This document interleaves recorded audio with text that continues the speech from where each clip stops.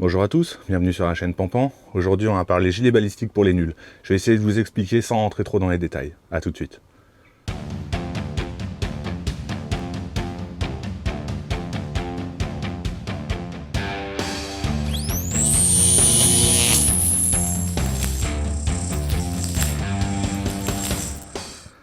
Alors, à quoi sert un gilet balistique? Bien entendu, ça sert à éviter la pénétration et ça protège donc toutes les zones vitales, le thorax, les poumons, le cœur, tout ça.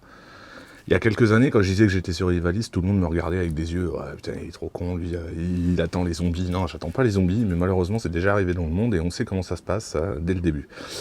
Donc, on l'a vu avec la guerre en Ukraine et la crise sanitaire que l'on a tous connue en 2020-2021. Les gens ont compris que ça pouvait arriver. Ils se sont dit que finalement, les gars comme moi, ils étaient pas si cons et potentiellement, fallait prévoir à l'avance.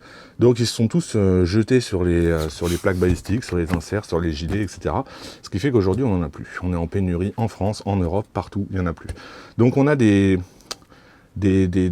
primo-survivalistes qui arrivent, qui ont compris qu'il fallait prévoir à l'avance. Et malheureusement, chaque personne a un besoin, a besoin de connaissances pour acheter le bon gilet. Moi, par exemple, j'habite à la campagne. J'ai nettement plus de chances de tomber sur un chasseur avec du 30-06 ou du 308 que de tomber sur un barbu avec une Kalachnikov ou un tireur avec du 9 para. Donc, je vais vous expliquer tout ça. Qu'en est-il de la réglementation? Autant pour les armes, c'est relativement compliqué, il y a différentes catégories, A, B, C, D. Qu'en est-il pour le gilet? Donc le gilet, on a le droit de l'acheter, on a le droit de le détenir, on a le droit de le transporter, on a même le droit de le porter. Voilà, en fait c'est un EPI, un équipement de protection individuelle, tout simplement.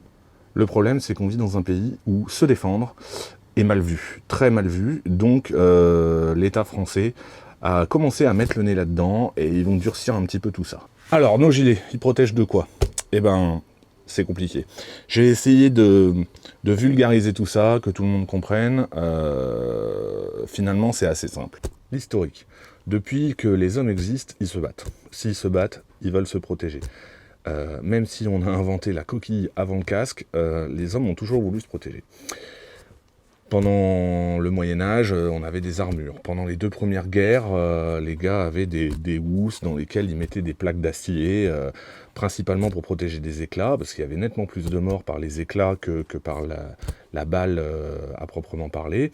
Et de nos jours, on a des gilets bien plus légers, bien plus souples, bien plus pratiques, parce qu'on peut les équiper avec des poches. J'y reviendrai tout à l'heure. Donc chaque personne a besoin d'une classe différente. Plus la classe est élevée, plus elle va arrêter des gros calibres. On va attendre que le train passe. Maintenant, c'est les trains, putain! Bon, il a fallu encadrer tout ça, hein, évidemment. Quel gilet acheter pour quel calibre? Il a fallu créer des classes. On appelle ça les classes NIJ précisément, parce que c'est américain. Les labos américains ont créé ça. Chaque fabricant de gilets leur envoie les plaques, et eux, ils classent ça pour dire cette plaque, elle est classée NIJ 1, 2, 3, 4, en fonction de ce qu'elle arrête, tout simplement. En Europe, on n'a pas de classification pour le moment, mais apparemment, ça va venir. Donc pour l'instant, on est obligé, le monde entier se sert des classes NIJ. Alors, la classe 1, NIJ 1, ça n'existe plus, on oublie. La classe NIJ 2, j'ai envie de dire, on oublie aussi. Ça arrête que certains petits calibres méga supra sous-dosés de certaines petites armes de poing. Je suis pas sûr que ce soit vraiment utile. À partir de 3A, on va commencer à rentrer dans des plaques relativement costauds qui vont pouvoir nous intéresser. Donc le 3A, ça arrête toutes les armes, tous les calibres d'armes de poing jusqu'au 44 Magnum. Donc là, on commence à faire quelque chose de sérieux. Le 3A existe en pack souple, comme ça, j'y reviendrai tout à l'heure. Souple, parce qu'il est souple, donc plus de protection que les plaques dites en céramique, donc dur, là c'est rigide, hein, c'est de la céramique, c'est dur, mais protège aussi beaucoup plus. Donc j'ai envie de dire, le gars qui veut partir sur du 3A, il vaut mieux partir en souple, ça protège beaucoup plus le corps, c'est souple, c'est plus léger, il n'y a que des avantages. Le 3A, donc je vous l'ai dit, tous les calibres d'armes de poing jusqu'au 44 Magnum. Après il y a le calibre 3 qui arrête tout ça, plus certaines munitions d'armes d'épaule. Et après, le 4, la plus forte, donc classe 4, n'existe que en dur, ça n'existe pas en souple. Là, c'est bien sûr tous les calibres d'armes de poing, les calibres d'armes d'épaule blindées, etc., etc. Donc c'est le plus élevé. Malheureusement, il y a des contraintes aussi. Alors nos plaques et nos packs souples, ils sont composés de quoi? Pour les packs souples, en général, c'est des couches de Kevlar les unes derrière les autres ou des couches de polyéthylène haute densité. Le Kevlar, comment on le reconnaît? C'est jaune, jaune poussin.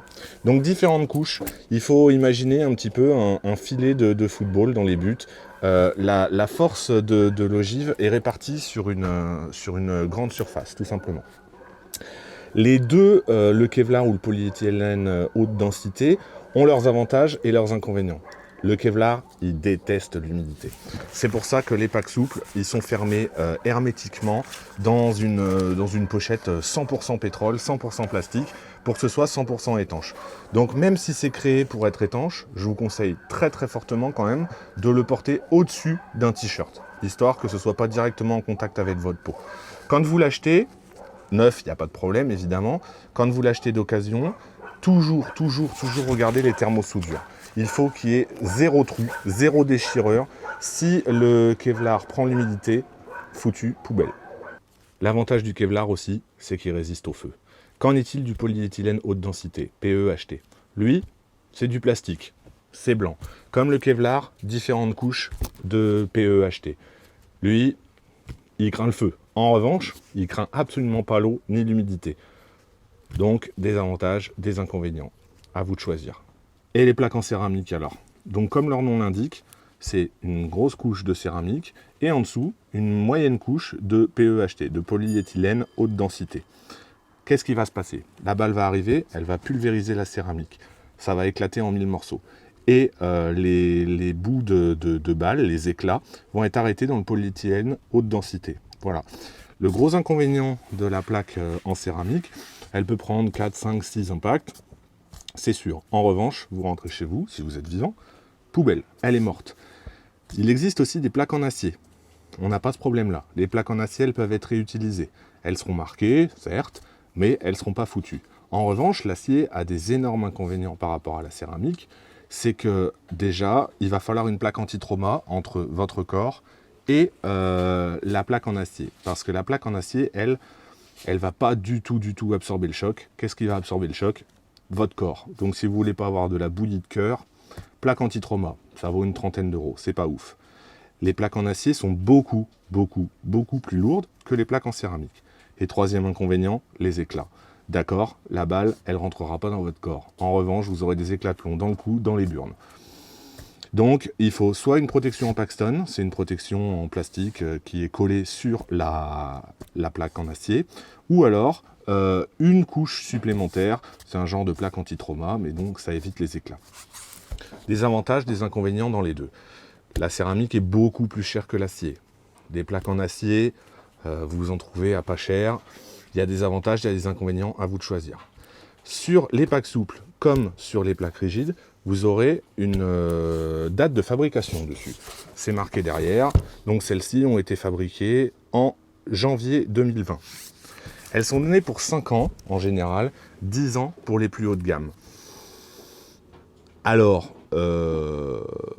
pourquoi pas? Oui, c'est sûr. Mais Internet et YouTube sont remplis de mecs qui tirent des balles sur des plaques périmées. À vous de voir. Sinon, au bout de 5 ans, poubelle. Ou 10 ans si c'est du haut de gamme. Des inconvénients de stockage. Il faut les stocker à plat pour les plaques en céramique. Les plaques en acier, complètement on s'en fout. Vous les stockez comme vous voulez. Voilà. Il y a des avantages et des inconvénients dans les deux. La céramique est beaucoup plus légère, mais beaucoup plus chère. Elle se suffit à elle-même. Pas besoin de plaques anti-trauma, de protection en Paxton contre les éclats, etc. Moi, j'ai opté pour de la céramique, mais j'ai eu jadis des plaques en acier. Je m'en suis débarrassé depuis. Je vous ai dit tout à l'heure donc que les packs souples, par exemple, étaient fabriqués avec différentes couches de Kevlar ou de PEHT. En fonction du calibre que l'on veut arrêter, il est plus facile d'arrêter évidemment du 5,56 que du 9 mm. On va mettre un certain nombre de couches. Plus il y a de couches, plus ça va résister. Chaque couche est égale à une résistance, tout simplement. Plus il y en a, plus ça résiste. Vérifiez bien, j'insiste là-dessus, les thermosoudures, l'absence de trous, etc. Il en va de votre santé. Vous vous prendrez une bonne droite, la balle ne rentrera pas, vous serez vivant. Alors ces plaques, dans quoi on les met? Alors, vous avez, pour les packs souples et uniquement les packs souples, des gilets port hyper méga distraits pour les gardes du corps, les personnalités, les VIP, tout ça. Vous mettez ça dans une housse et sous votre chemise ou votre t-shirt, ça se voit à peine. Voilà. En revanche, pour ça, vous imaginez bien que vous ne pouvez pas mettre ça sous votre chemise sans que ça se remarque. Alors ça, on va les mettre dans des gilets, les gilets d'aujourd'hui, vous voyez, bon, c'est les deux mêmes exemplaires. Dans un gilet comme ça, vous aurez une poche à l'intérieur pour mettre le pack souple et une poche à l'extérieur pour mettre la plaque rigide. Voilà, vous pouvez mettre les deux. Il y a deux écoles. Ces gilets-là, donc ce sont des Black Hawk Cutaway. Celui-là, il a quelques années, celui-là, il est un petit peu plus récent. Les gilets d'aujourd'hui, vous avez des passes en molle, vous pouvez y fixer tout un tas de poches, des holsters, des bâtons, des télescopiques, des menottes, ce que vous voulez. Vous y fixez ce que vous voulez. Une poche radio, une poche à eau, on s'en fout. C'est bien pratique. Aujourd'hui, la mode est plutôt au gilet porte-plaque. Voilà. On peut y mettre une plaque, c'est vrai. On ne peut pas y mettre de pack souple. Tout dépend, encore une fois, de ce qu'on recherche. Moi, les porte-plaques, c'est pas du tout mon truc. Je veux absolument y mettre un pack souple en 3A. Donc j'ai opté pour des gilets beaucoup plus complets, qui protègent beaucoup mieux. Ça, c'est affaire de goût. Et quand on est gros comme moi, les gros connaissent, le porte-plaque, c'est vraiment ridicule. Et plus on a de place sur le gilet, plus on a en port. Donc on peut rajouter plus de chargeurs, plus de choses sur les côtés, devant, derrière, en haut, en bas, chose qu'on ne peut pas forcément faire sur un porte-plaque. Aujourd'hui, toutes les marques font un porte-plaque, malheureusement, toutes les marques ne font pas un gilet comme ça où on peut mettre les deux. En parlant des deux, faire bien attention sur les plaques en céramique, il y a différentes données. Quand c'est marqué standalone dessus, elles se suffisent à elles-mêmes.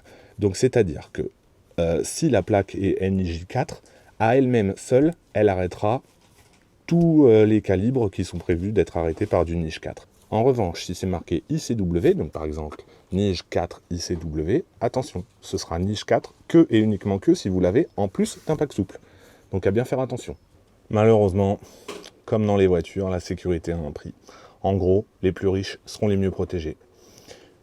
Quand vous avez peu d'argent, quand vous y mettez peu d'argent, disons, malheureusement, la protection, c'est pas ça. Plus vous mettrez le prix, plus vous monterez dans les classes NIJ, plus vous rapprocherez donc du 4, plus ce sera souple, moins ce sera lourd, plus vous serez protégé, tout simplement. Malheureusement, on est dans un monde comme ça. Bon les gars, je crois que j'ai fait le tour. Si vous avez la moindre question, vous n'hésitez pas. Commentaire, j'y répondrai. Ce serait sympa de vous abonner, ça me donnerait un petit coup de pouce dès le début. Et puis je vous dis à très bientôt. Salut.